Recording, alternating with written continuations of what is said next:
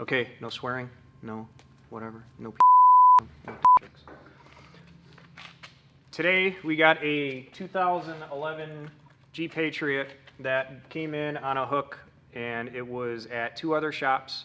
It doesn't start. It cranks when it wants to.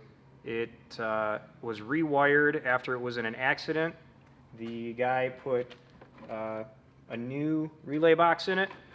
Another shop put a starter in it. It still doesn't do anything. It'll only crank and not fire. So he brought it here hoping that I can fix what's going on with it. I said I'll give it my best shot and we'll see what we can do. So we're going to plug in the scan tool and see if there's any codes in it. And it's probably a good place to start, and then we'll just go from there. See, it's pretty easy. You don't have to just not do anything. Okay. All right, we got the scan tool hooked up, and we're going to just check it for codes. We haven't done anything to it. The only thing that we did is put it on a charger because it was stone dead when it came in. So right now it's actually got an ASD and circuit problem. It's got a main sense circuit code, accelerator pedal position sensor 1 and 2. Your ASD main control circuit is going to power your injectors and your coils, so that would be a good telltale as why it won't start. So we'll just verify it. We'll go ahead and try to crank it.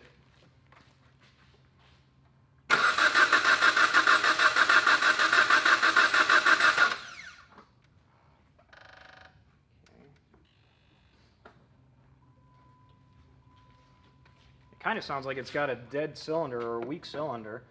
So we'll go ahead and grab a wiring harness, or a wiring diagram, not a wiring harness. We'll grab a diagram. If I can, I'll put it up on the screen. We're going to look at this main control circuit and find out what the fuses are for it and which relay it is in the relay box. If the main relay was screwed up and they rewired the relay box, that may be a good place to start. I don't know why anybody's looked at that yet, but we'll go ahead and start checking everything and go from there. So, super easy. You hear that fuel pump running? Mm-hmm. Yeah, that sounds terrible. That sounds really, really bad. Okay, so we're on the fuses for this main relay circuit, just to see what it powers up. You're going to have fuse 32, which is a 30 ampere, and then you're going to have fuse 26 and 23, both 15 amperes. With the key on, we should have power here. We've got nothing on this 30 ampere. Let's see. Got nothing here. So we grabbed our wiring diagrams for this thing, and the main relay, which is going to be your ASD relay, like I said, that's going to be responsible for supplying power to the fuel injectors and the ignition coil. The pinout that they show on there looks a little bit different than the style relay that we have. 30 and 87 are going to be these fat ones, and these side ones are going to be the control side. So you're going to have a brown and white wire on one of these, which is a control. Red with a blue stripe is going to be a battery power, and you're going to have a brown with a white that's your main out. That's what's going to go to the fuses once the relay is energized, and your red and yellow looks like battery power. So if we go to the ASD relay right here and we go across these, we should be able to check and see if this thing has any power or if it wants to work. So there's a couple things that we can try here. If we go to battery negative and we go to these fuses, if we turn the key on, I gotta make sure it's on.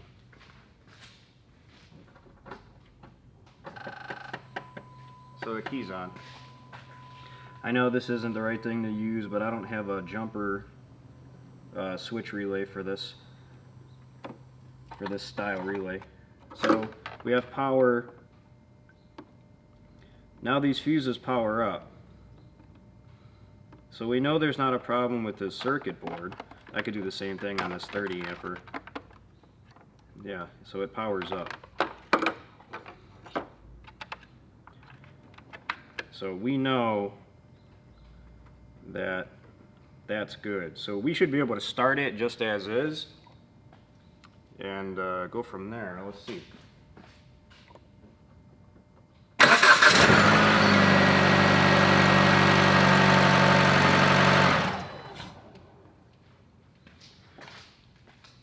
So that's part one, because we know we have power here, right? So we know that's good. So we know that this other wire is going to be the main out that connects the fuses to the relay. So now we need to focus on whether or not we're getting a ground from the PCM, and that'll be a telltale sign as well. So what we can do is take one of these, put the test light on power.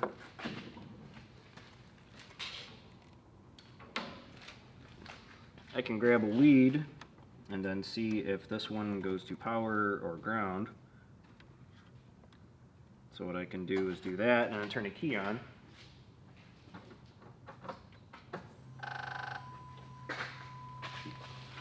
So we know that the PCM is sending the signal to go ahead and energize this relay. So what we want to check on the other side is to see if there's power. We'll put our test light on battery negative.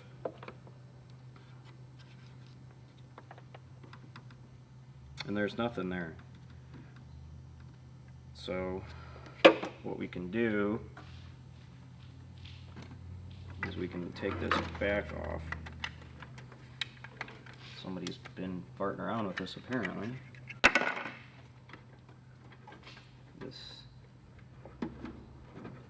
There's our blue wire. Our blue wire with the red stripe has nothing on it. You can see that it's, I don't know if you can see it in the on the screen, but this blue wire piggybacks. It connects here, and then it jumpers here, and it jumpers here, and oh, look at that. The terminal's broken right there. Does it have power here? Nope.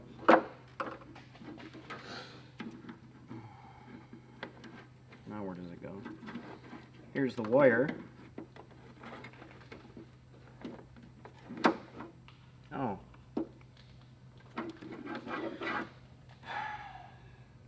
That's busted up right here. That's torn.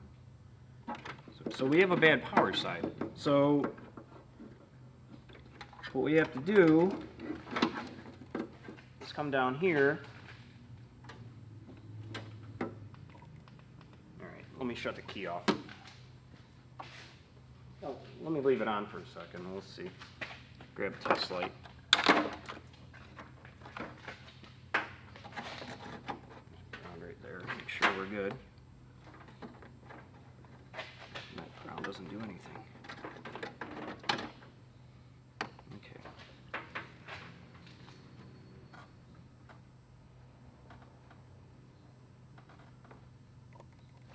So that busted wire down there, the other side of it has power to it. Straight up broken wire on a relay. That's it. On a control side, well, power side feed to the control side of the switch for the relay. So I have to figure out how to fix this. I don't know what this relay's for, but I'm sure they're all fed to the same thing. I don't know if the customer is going to want me to do it or if he's going to want to do it himself.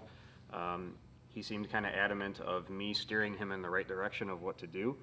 So I'll call him, let him know what I found, told him that I got it to start now, and let him make the decision on what he wants to do. I've got no problem fixing that wire and then possibly jumpering that, but we'll see what he wants to do, and we'll go from there. That's pretty much it. So not too hard. I don't know why a couple other places didn't look for the basics and figure out what's going on, you know, and just wiring breaks and when somebody starts messing with it and you don't have a wheel well in this thing, I'll move the camera so you can see. There's no wheel well in it. I don't know if that was because they were messing around with it and trying to figure out what's going on, but you're starting to get corrosion on some of the heat shrink butt connectors. The connectors are fine, but what I would do is put some kind of tubing or wrap it in electrical tape, then put tubing over it, then wrap it with electrical tape again. That way, once you put the wheel liner in, you're not going to get any kind of moisture in there and then cause that issue, because this could be a slippery slope and you keep having failure after failure. So we'll see what he wants to do and go from there. So you know, this may be the end of the video. It may not. I may do more if he wants me to do a wiring repair, so we'll see. Okay, one little last spot on this. Here's the busted wire right in this harness. You could see this whole harness has been redone. If I reach my little mitt in there and pull everything out, now you get a really good view because everything comes right out. Here's their main issue with the feed. I don't know if this will show up on the screen. Probably too close. Let's back up. Maybe. This is supposed to go in here. So this one's supposed to go right here. You can see it piggybacks here. It piggybacks here. The relay itself has a bit of crap on it right on this terminal, and that's no good as well. It's kind of a mess. So we'll see what he wants to do. I don't know. If it was just me, I would go to the junkyard and get a whole new one, cut it, and then try again. I mean, he's already done it once, so what's the harm in doing it again? So, all right, I just wanted to show you guys that so you can see it as well.